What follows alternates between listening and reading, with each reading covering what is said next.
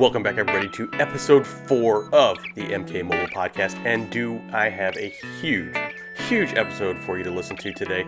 This is such a big episode that I had to bring in 2 other people from across the world to talk about it. We are going to cover this massive 3.0 update that just dropped. We're going to cover everything from survival mode down to the talent tree to Noob Saibot. So stick around. And like I said, this is a 3-part. So after this one, click the link below if you're watching to go to ManWithNoGame45's, and after that, go to KC's to listen to the entire thing. If you're just listening on iTunes or Spotify, go to their YouTube pages, ManWithNoGame and KC Mobile Gaming YouTube, to check out the rest of this podcast. So with that, let's get right into it. Okay. All right. Well, guys, we finally got together somehow through the miracle of technology in 3 different time zones. We are finally sitting together and going to talk about this huge, definitely the biggest update post 2.0, and possibly could be debated the biggest update yet of this game. And we're going to take it in 3 different chunks. The first part, we're just going to go over survivor mode and just the rules, some of that like that. So I'm just going to get started with that. Basically, the outline of the rules for survivor mode, if you don't know, is it's just new game mode with 5 different towers where you can lead your team through a series of battles filled with MK11 Scorpions, Injust 2 Raidens, and Strike Force Scorpions. Let me know if I forgot any of those characters, but seriously, I do see a lot of those. Where basically your previous fight's health is carried over to the next, and you can also help your characters in need by purchasing consumables as well. The different types of consumables consist of health potions, revive potions, opponent reroll, as well as being able to fix broken equipment. These are purchased by using blood rubies, and also should note that Noob Saibot, who we will talk about later on KC's segment, is an exclusive Faction Wars season reward. So that's just kind of a really brief breakdown. We'll obviously get into it a lot deeper as we go through it, but if I miss anything, what do you guys think? Does that kind of summarize the gist of survivor mode? I would say it sounds about just accurate. Okay. Yeah, that sums it up pretty nicely. We definitely want to talk about how you score considerably more points now in survivor mode than the old regular quick mode now they call it. Yeah, and we will get into that definitely. Multipliers being one of those ways to really rise in rank quickly, it seems like. Or maybe not rise in rank, but definitely get a lot of points quickly. I don't know if you guys are familiar with Injustice 2 Mobile. It's kind of a spin-off on their Champions Arena in a way. They have a similar mode where you play and your health is carried over to the next. But I don't think you can use consumables in that. I think you're just stuck with whatever you have for health. But so I guess let's get into like just some of the things that you do like about it first. And I'll toss it out to you, KC. Some things that you do like about it? I definitely like the fact that it's a very nice challenge. It's very interesting to combine at least the teams that we just want to use in that mode instead of being forced to, like in challenges, only play Spec Ops, or that a certain character is mandatory in that. So you are basically free to choose who you want to play, what kind of team you want to play, what kind of tier. And I mean, of course, depending on how much points you want to score, if you play Elder Tower, you're kind of forced to play Diamonds. Mm-hmm. But I think from Tower 2 to 4, you are free to use Diamonds and Golds as you see fit. Yes. I like the challenge. Okay. Yeah, I feel like there's a lot of people blowing dust off characters that haven't seen battle for a long time since the arrival of this mode. That's for sure. So, 45. How about you? What do you think? I think it's an amazing mode. I especially love that you've got a different class each week that has a multiplier on it. Yeah. And then on top of that, a specific character with a multiplier. So you're trying to figure out how to drop one character into a class, assemble these teams so that you max out your multipliers, but also have something that is survivable. You can't put the teams together just for the multiplier, but then you've got to figure out all these different gear pieces and how to equip things, because once you use the gear, it's finished. So Right. it's really very strategic, and you can lose a lot by picking the wrong team with your multipliers and equipping the wrong gear. So Yeah. I like that the stakes are high. It's a lot of fun. It's a real challenge. It definitely is, and that's true. Like I think just this season that just started, Raidens, Diamond Raidens would give you 5 times the points. So it was tempting just to throw on all 3 of my Diamond Raidens and just go crazy. But you kind of, like you said, you got to think about what you're doing before you just hit fight, because there is no going back at that point. It's but yeah, like you said, the multipliers. It's easy to go from 0 to over 1 million in under 9 fights. It's that easy, depending on who you have selected and put on your team and what their multiplier is. So a couple of things that I did like, you guys, is just the fact the mobile team it seems like they're still working on bringing new life into the game. Faction Wars did kind of need a change up. Now, whether you think this should be included in the same leaderboard as Faction Wars or not, we can get into that here in a second. But new modes are always fun to try out, no matter what. Another thing that I kind of like and dislike at the same time is that it changed the value of the Blood Ruby. I'm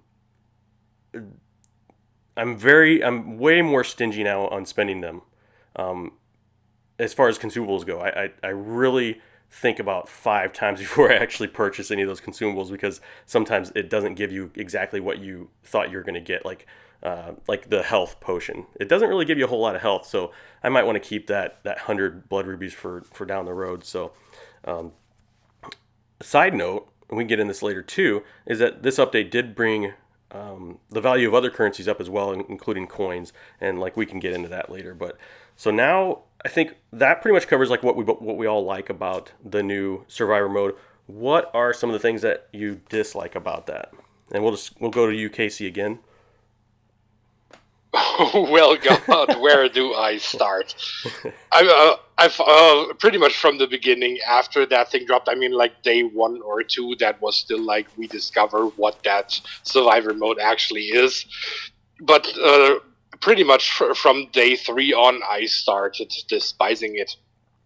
For one, if to me it's just like another relic hunt. It's basically the same mode.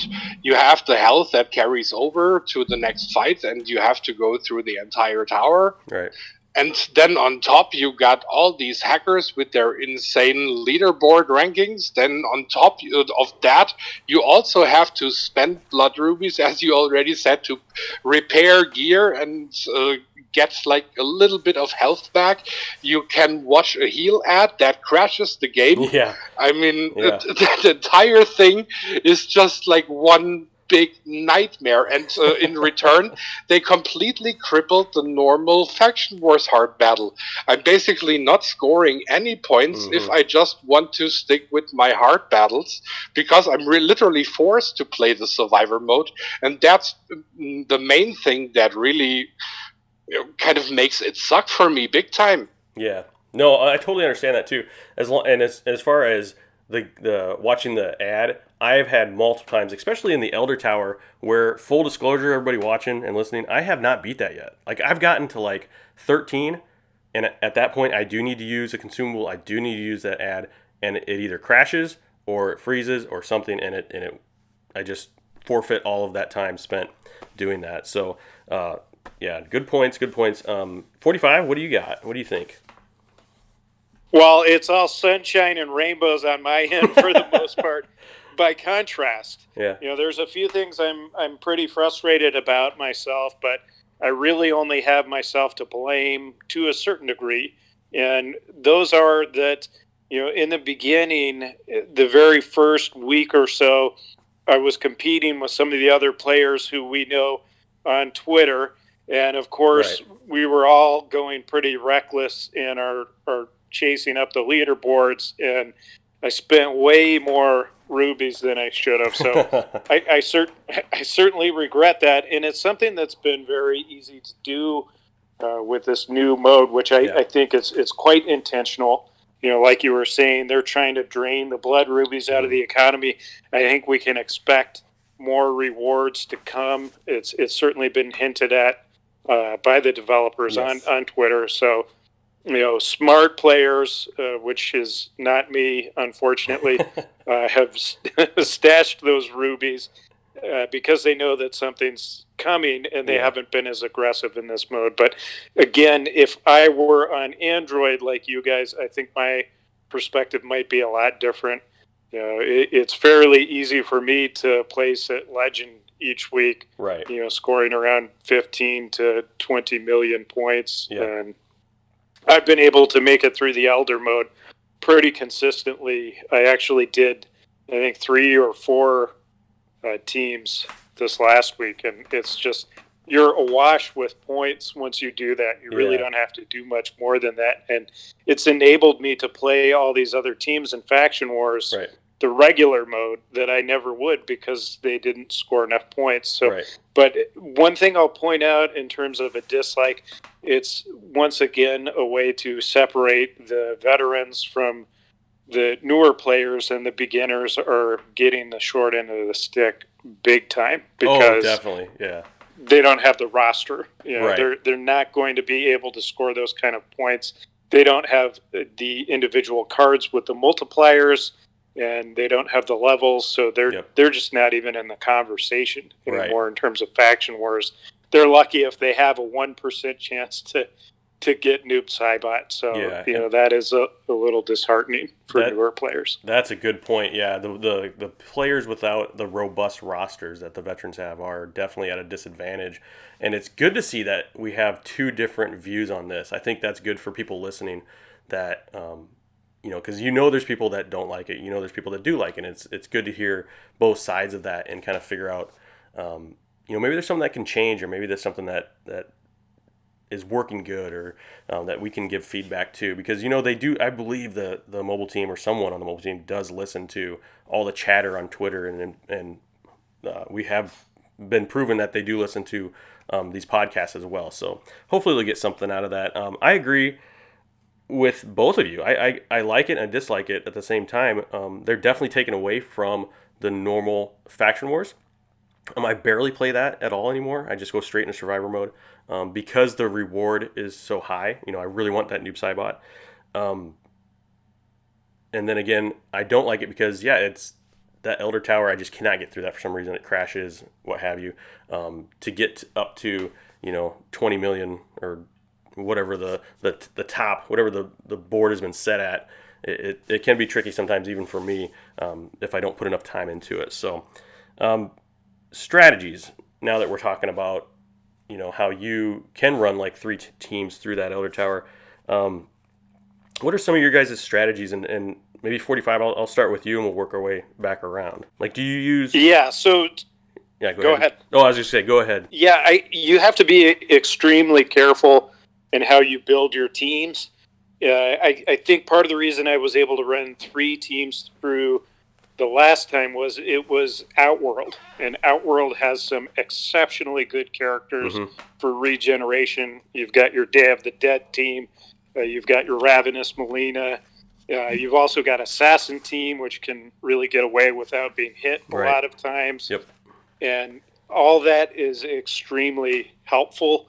Also, in terms of strategy, if you are going to use consumables, etc., do it where it matters. Do it with the teams that matter. So you really want to put some thought into your teams. In fact, one strategy that I've used that's pretty successful is taking a team that you're planning on running through Elder with the equipment that you're planning on running them with, and trying to run them through some basic battles and seeing how they run and the synergy that you put together with the team there.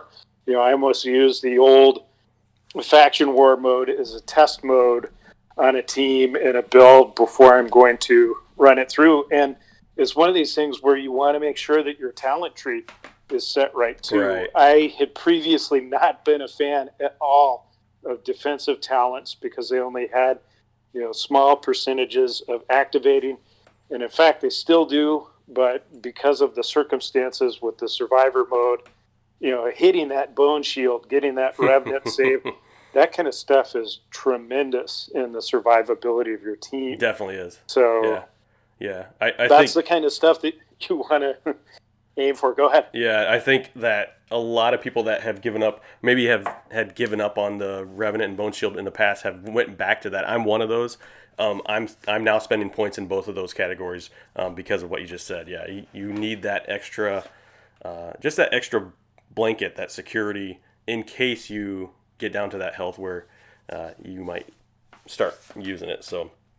Precisely. I mean, it's a total game changer. Right, it is. Especially, yeah. and one of the characters I'll bring that up for is Classic Melina, who is just a destroyer now in this new Survivor mode. Because, and this is one of the things that you have to be careful of with her, though, because I think I won a lethal battle. This was like, I won, I think it was 4 elders. And then I won a lethal with her, and that had me up like into 20 million something. But the thing you got to be careful of with her is she gets the max health of whoever's killed, and so you got to be really strategic about how you take certain players out, and you don't want to end up with like this low health person that you KO with her at the end, because you get the percentage of their health. So the return isn't as good as it could be.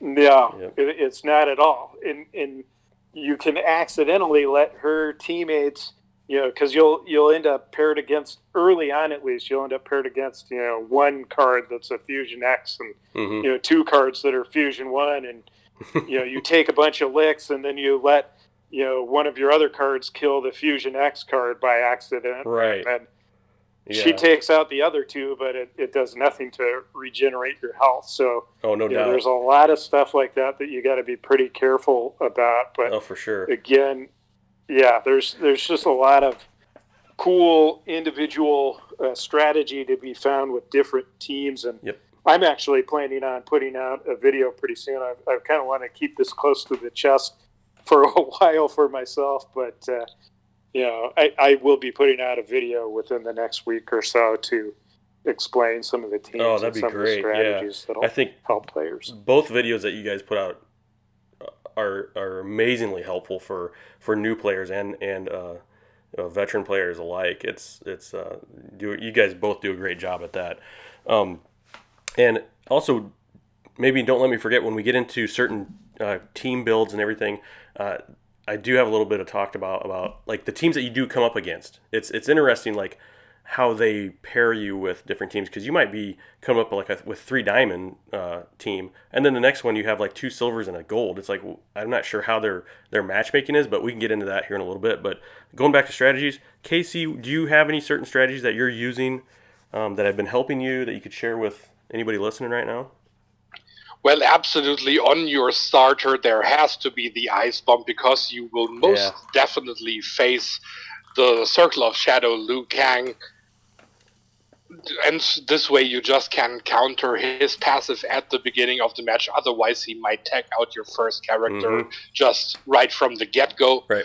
And then basically every character needs a block breaker. At least that's how I run my teams.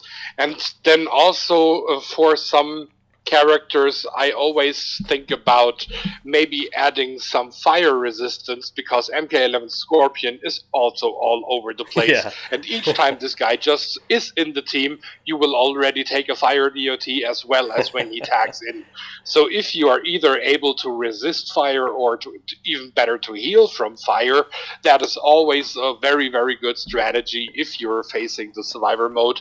And then also in terms of classic Melina, as already mentioned, I would always recommend to play her with other females, because they heal from that passive as well. Right.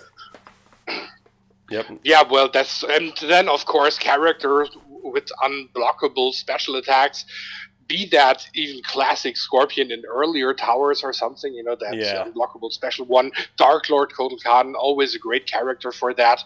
But unblockable special attacks, always useful. Jason, for revives. Yes. And then, of course, healing characters like cosplay Jackie Briggs in Ermac variation, or Vampirus Melina on Special 2 when the opponent is bleeding, just to get some health back. Yeah, definitely.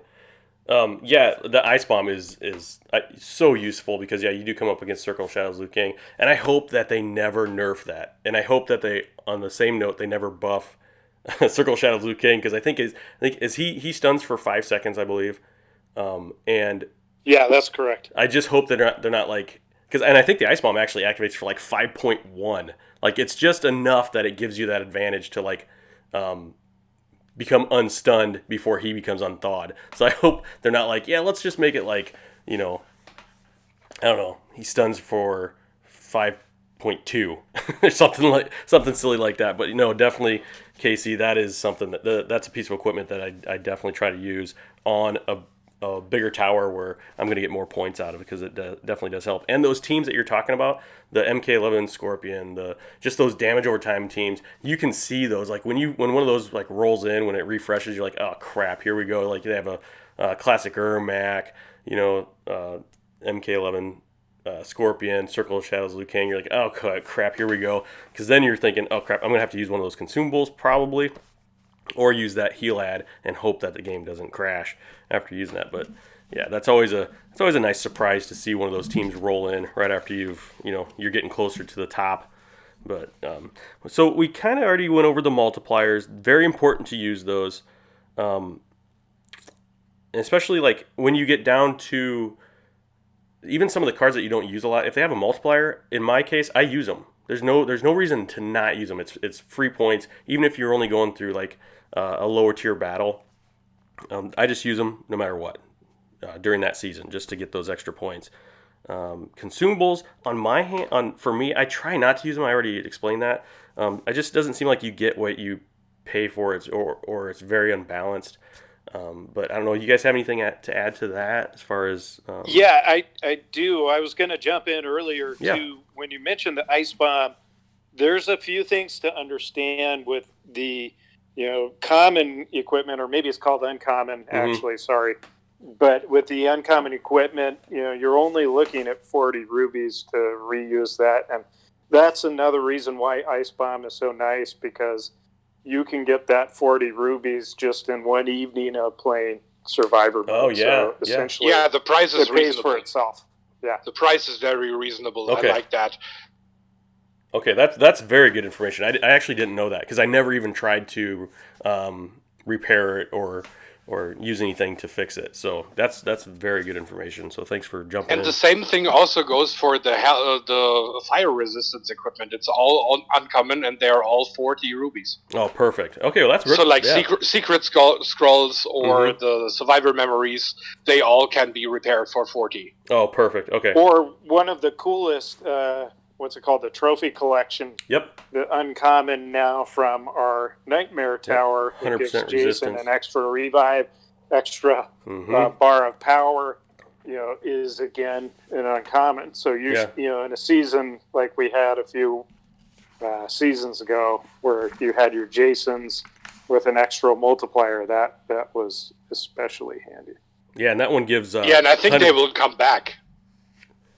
Oh, definitely. Yeah.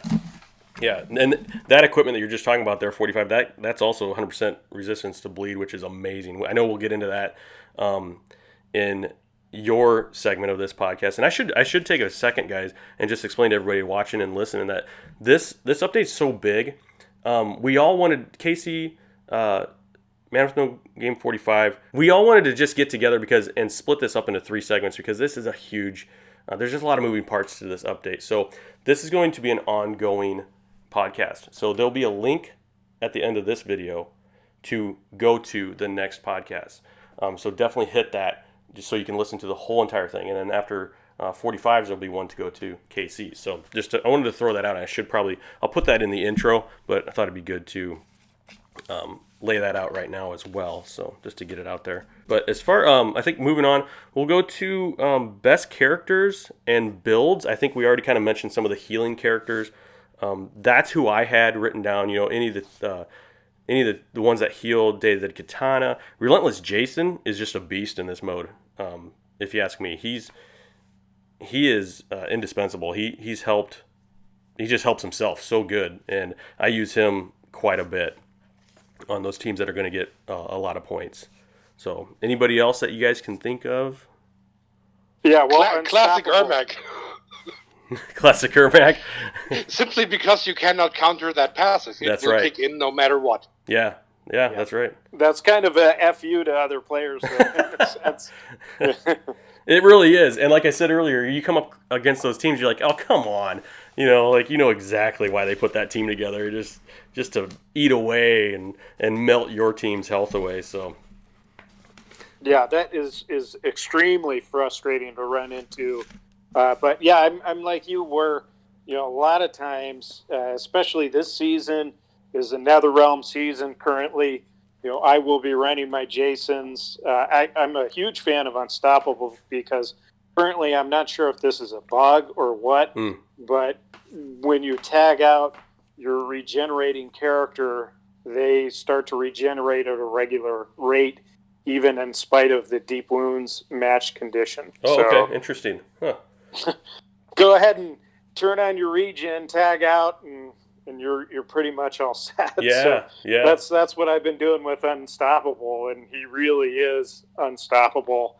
If you're hitting that special 2 and tagging out, and you've got that extra life essentially. Oh, definitely, yeah. Although I find that the regeneration in general is quite high.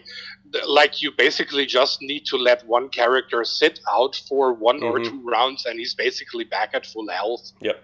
I think that's the case, but not so much in Lethal or Elder, and those are the only difficulties that I typically play on if I can help it, because I'm going to use all my golds with the multipliers in those areas, and I guess that's the thing that I'd point out is, for most players, if you've got the fusions to manage it, you do not want to waste any of your multipliers in these lower level battles, just because the difference is so massive in Lethal and Elder. Well, then another character that I like to use is Master of Souls Ermac, especially when playing him with Outworlders.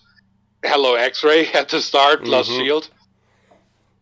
As a year-long Ermac player, I definitely know about all the benefits that Ermacs can give you.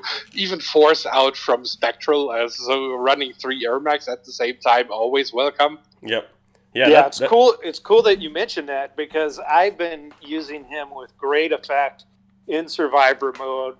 Because of the shield, and because teamwork is so ineffective now, and it gave me an idea for how to beat match 198 of Nightmare Tower as well as 199, since that requires only Outworld characters. It's the Dark Magic match. So I figured out a way to do both of those with a very specific talent tree build. And that's another thing that I'd mention is, in some cases, given the teams that you're putting together, you may want to consider different talent tree builds for the teams that you're going to run. And it seems like a lot to respec a tree and spin the 12 souls. But when you think about it, if you're going to be able to get up there and score, 6 million points, it's worth it. You 12. Ought to be considering that and doing that based on the team that you assemble. And testing that team first in a regular Faction Wars match. And tweaking things to get the loadouts just right, get everything perfect, because you're going to have to survive 15 battles. And it's worth it in terms of the points. If it's the difference of getting a noob Cybot or not, 12 souls is nothing. It's definitely worth it. So. And it's also very nice that you can play that team to test it out in the normal Faction Wars and then still continue at the Elder level or like in the Survivor mode without having to wait till the energy refreshes. They are just good to go. I like that they kind of make this distinction between the two. Yeah, that's a good point. Maybe the old Faction Wars is just more or less a testing ground now for veterans to test out those teams before they do take them into the Survivor mode. That's interesting. Well, you guys, let's move. I think that pretty much covers Survivor mode, unless you guys have anything else to add into that. Living Dead and Frost Orb. Oh, definitely. Yeah, It had to be said. Yep. Yeah, equipment that regenerates is tremendous, and Mm-hmm. even beyond that, you've got reason to especially make use of uncommon equipment, even rare equipment if it comes down to it.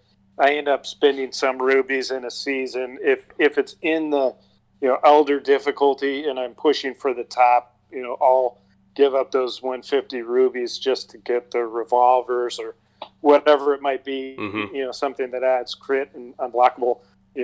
I think if it's going to give you that margin of 6 million points or Right. something, sometimes it's worth it to push it. But again, this is iOS.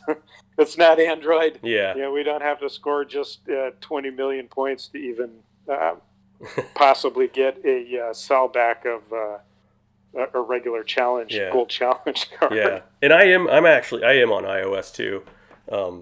So yeah, I can see the difference in points is amazing between the two platforms. So, well, I think that covers Survivor Mode pretty good. I know we will talk about it a little bit in part 2 as well, in a different aspect. But let's move on to another new feature in this update, which I don't know if anybody asked for it, but I like it. It's the autoplay feature. I think it's a great addition to the game. I use it while I do other things. Literally, like I'll go into the old faction wars or just regular faction wars and just hit, a 5-battle fight and just do other things while it's doing its thing. I don't have to look at it. I can, multitask, cooking, cleaning, whatever, getting food ready for the kid. Use it also, faction wars, like I said, challenges and lower levels and towers as well. It's just a huge time saver in my opinion. So I don't know what your guys' opinions are, but I'd like to hear it. We'll start with you, KC. What do you think about the autoplay feature that just got added? I absolutely love it when it comes to challenges, especially when it's like the lower tier fights. I will still do like the normal ones since I'm playing very feats of strength based. So as soon as I can use gold characters and there is a character that I need to knock out, of course autoplay has to sit out for that one. Mm-hmm. But like everything that is bronze fights and silver fights or fights that are not really that important, autoplay goes on. And I also love to use it in dailies because, as you said, you can do stuff besides that. Oh, yeah. Be it just like type something or start editing a video or something, while the game basically does your dailies for you. Yeah. They've literally made the game like playable at all times at this point with that. Like you can, well, unless you're driving, but other than that, you can pretty much play that game now whenever and get other things done at the same time. Yeah, it's just a huge time saver. And it does make me wonder if it was something that the community was asking for and I wasn't just privy to that, or maybe it's just something that the dev team put into place as well. 45, what do you think? What's your opinion on that?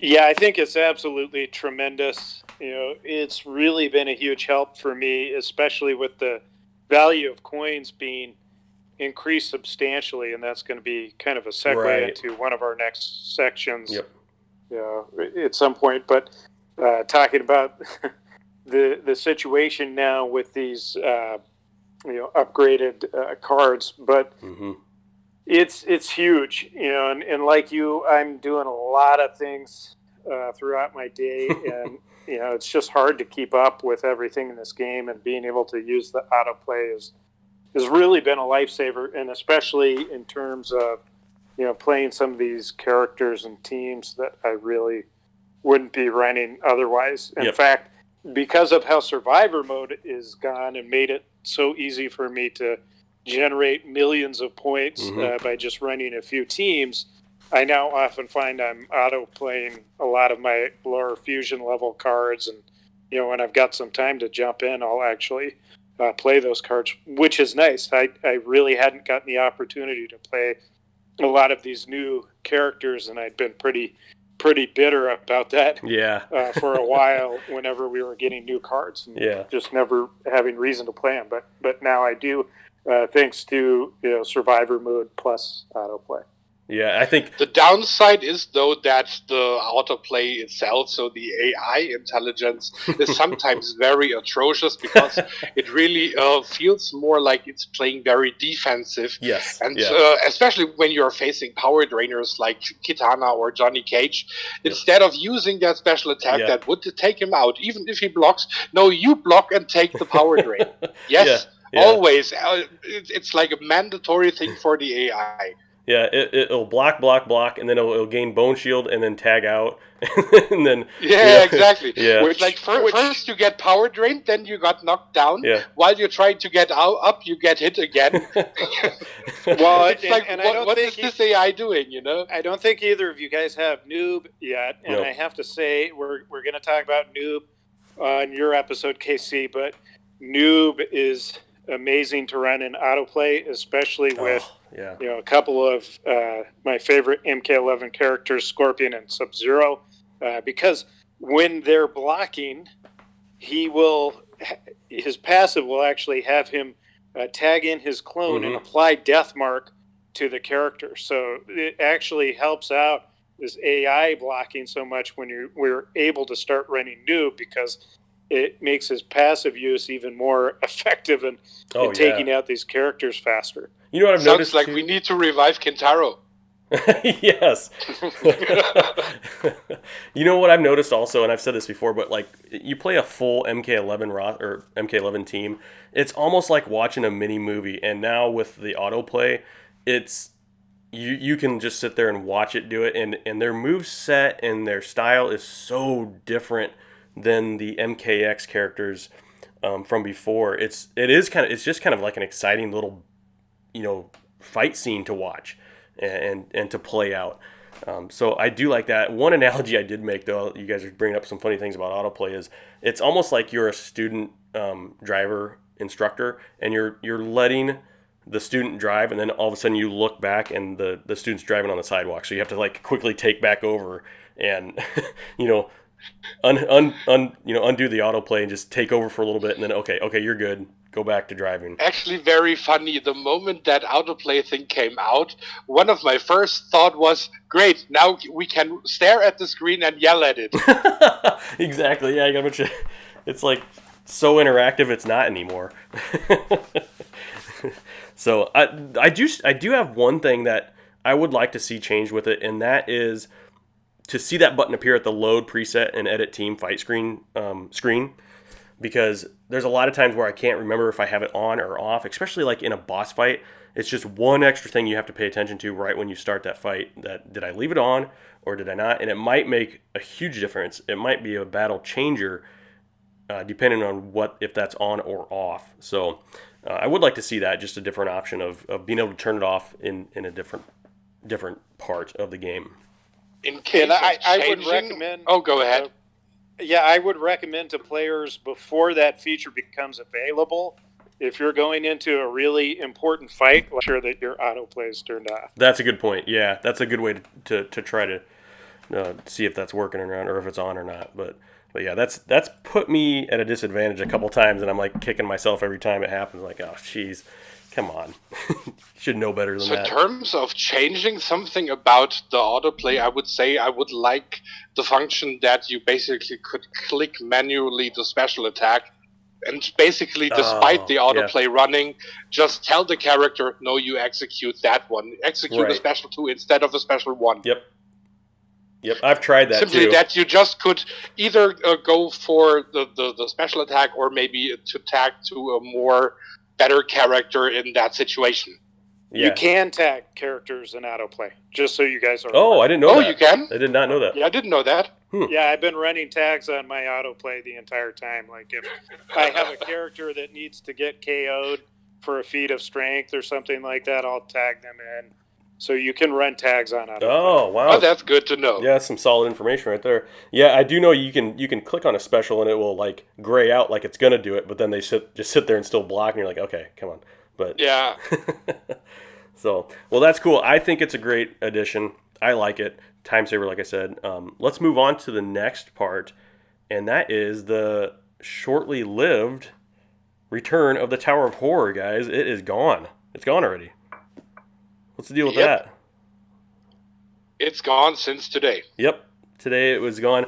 I'm not sure why it's ending so soon. The only thing I can think is they're making way for a new tower. That's the only thing I can think, because last year didn't it run till the middle of November or I'm sorry, like the end of November, if I'm not mistaken. Like it was definitely longer. Yeah, period. all the way. I think even through the end of November, Right. It might have ran a week or so into December, a few days, or because I remember or something. maxing out Meat Cleaver like a day before Thanksgiving, and seeing the irony in that. But yeah, I'm not sure why, but yeah, it's definitely done. My thought is that they're making way for a new tower. I don't know. What do you guys think? I think the first time around they also extended that tower. Mm. And this time they didn't, so we don't have the extension this time around. And maybe this was just meant to be like a little Halloween gimmick. And now that Halloween is over, the tower is gone as well. Good point. Yeah, maybe that's part of it. I really, I'm frustrated by it because we were getting the rare drop on 110. Mm-hmm. That's the only guaranteed gear that we can get in the tower that's rare. I think the uncommons, maybe drop from other fights, but most of us who played the tower last year had those maxed out. And the uncommons, they're not that great gear, even with the buffs that they received to start this update. So it's extremely frustrating. I didn't get any epic drops, and nope, thinking that I waited an entire year to possibly get another fusion or two on my Living Dead armor. Yeah. I thought that what they were doing is they were leading us towards the inevitable conclusion that we would have to buy Tower of Horror packs to get rare gear and epic gear, but they didn't even come out with rare or epic packs. So it just seems like they dropped the tower. I think they were maybe trying to be conservative on people getting too many fusions on Circle of Shadow Team Diamond cards. That could That's be my perspective on it. Yeah, that's a good point. They definitely got more conservative on their drop rates from last year. Last year was like, well, I think they learned a lot, and I've talked about this before, but I think every time they drop a tower, they're learning how to maximize profits on those towers by adding maybe new brutalities that don't have anything to do with that tower or what have you. And last year when they dropped the first tower ever, the Tower of Horror, it was just like a free-for-all. It was amazing. It was like a really fun experience for the player. And I think you're right. I think they were trying to maybe minimize the amount of diamonds that they're going to give out in this tower by shortening the life of it this year. I think they also kind of ruined the fun a little bit, number one, by taking away the Black Dragon Cabal reward, because most of us were thinking Tower of Horror returns, finally we can max him out. So that thing was gone. Then replacing him with Selbacks. Yeah. That was the next thing. And also they added now boss fights, but without guaranteeing us an epic gear drop at the end. Right. Which was very, very disappointing. Although I cannot really complain that much because I at least got 2 epics as a random drop in between. I got 1 fusion for the Hellfire Blade, and finally my missing Wailing Spirit ring. Nice. Yeah, now my entire Tower of Horror gear collection is complete, even though most of them at very low fusion when it comes to the epics. Well, I think when we're all 85 years old and we're doing a podcast like we're doing today, we may be able to say we have a Hellfire Blade at Fusion 8 or 9. If they keep. Do you remember the good old times? I'm going to be buried with my iPad. Was a reward. Yeah, I'm going to point out though, I do think at some point, because they've chosen to do this, I do believe that they may have a Fatal Tower of Horror coming at some point in the future, maybe next year. Yeah, I thought that was called Nightmare Tower. Well, you can't use your Tower of Horror gear at Nightmare Tower, so there you go. Maybe they'll make it like to maximize more equipment or like to sell new equipment. They'll say it like the more scary Tower of Horror. So it's like it's a different tower with different equipment, but it's Although I kind of liked that we had 2 different towers up because it was also feeling a bit different. And I could also imagine that at some point they might bring like a normal Lin Kuei tower and then the fatal Black Dragon. And then when they switch, then we get like the normal Black Dragon and the fatal Shirai Ryu.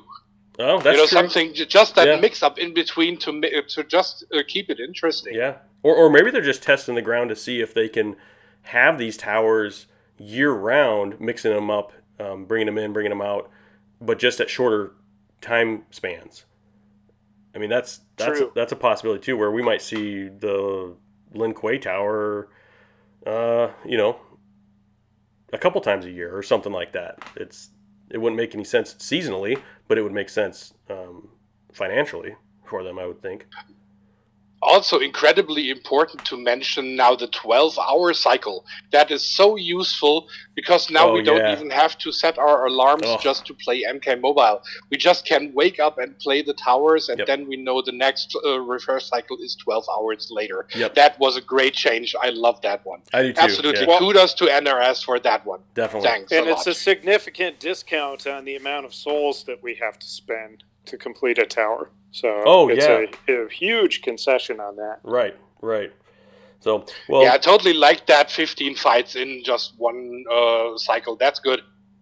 Oh, definitely. Yeah, that was a huge upgrade in my opinion. So, well, it was fun to play it. It's sad to see it go so soon. And I didn't get any. I got 2 sellbacks. I finished it twice. I got 2 sellbacks at the very end. But it is still a good way to get a diamond character, in my opinion. And that kind of wraps up this segment, the first segment of this 3.0 update review. And I think we're good. Unless you guys got anything else to add, we can move on. I would add at least that fight number 198, which was clearly a dick move to say it quite frankly. 198. Who was in 198? I'm sure I took a screen. The Guardian Terminator. Guardian Terminator plus Scorpion plus Jade, and I think they had regeneration. Something like that. It was really mean. Yeah. Especially for players. I mean, the tower was not that hard, but if you made it that far, then that was basically your final station. Yeah. It's like here is the moment where it ends. Yeah. And that's like 2 fights away from the final one. You can see the finish line. Yeah, I was just going to put it out there that I think this is how they look to monetize the towers. True. They get people hung up on these specific fights, and that's where the community needs us to step in and make videos. I didn't focus that much on that particular fight, although I probably should have. I had a little bit of a hang up with it on the other account I've been running gold cards on, and I probably should have thought to make a video for that one because it might have helped people out. But again, I think they're going to be doing that consistently. There's going to be a fight like that in the tower any tower that people are going to get held up on for dozens of refreshes potentially until they buy that gear pack to get themselves over the hump, because that's what the goal is. I know we'll talk about Nightmare Tower later, but what you just explained there, I'm totally at fault for doing. That happened in the Nightmare Tower, and they got me. Like I got to that point where I did buy a pack for the Nightmare Tower just because of that, and we can talk about that when we get to that part. But it's interesting how they do kind of play with the psychology. They know what the player is going to do. Like let's make regen, let's make evade, and it's just going to be a super hard battle. So, but we can talk about that later. So. Unless they have a stubborn KC. There are novel ways to deal with that. Well, it's not just stubborn KC. We're out here, we're innovating, we're figuring this out. I did put a solution out there for match 177, which is kind of similar in a lot of respects to 198 of Tower of Horror, although certainly it's too late for anyone that was stuck there. But basically, when you have regenerating characters, especially evading characters, Aftershock Trimmer and Classic Reptile are Yeah. extremely effective when paired together in dealing with those guys. Right. So, Combat there's always a solution out there. Is the bottom line. Yeah. And So it still before makes you sense spend to your put money out that vid. and buy the pack, It still makes sense to look for put a out video. that video, man. Just when the tower returns, that fight will be there, very likely, and then the people can search on YouTube and will find that video, and it will help them out a year later. Right. Yeah. Exactly. Which I'm going to be putting out a video very shortly on the final fights of Nightmare Tower, which we'll cover in our upcoming podcast episodes here too. So definitely stick around for that and look for those videos if you're having trouble. Very good. Very good. Well, you guys, I think that wraps up this first segment. Do you guys want to maybe just throw out where people can find you, what your socials are, what your channels are? Go ahead. We'll start with Casey. Go ahead. Well, my channel is KC Mobile Gaming, and you will find all the links then in the description below leading to my Twitter and Facebook, so that's the easiest way, KC Mobile Gaming. Perfect. 45, what do you got? You can find me on YouTube at ManWithNoGame45 space YT. And of course, follow me on Twitter. A lot of times I'm a little too busy to kick out these videos lately. So check out Twitter. You can get up-to-date information from me there. And that's at ManWithNoGame45. Perfect, you guys. Perfect. And like I said earlier, hit the link below. That's going to take you to Man with No Game 45's next segment for this podcast. You guys, thank you so much for somehow, by the stars aligning, we were able to get together for this. But a lot of fun. Hopefully we can do more of these in the future. But yeah, I think we covered a lot of good information here. Hopefully it helped new players and veteran players alike. And if you do like this, feel free to hit subscribe and also follow me on Twitter as well at GameTimeGaming1. And with that, that's the end of segment 1 for the 3.0 update review. Thank you everybody for watching and subscribing.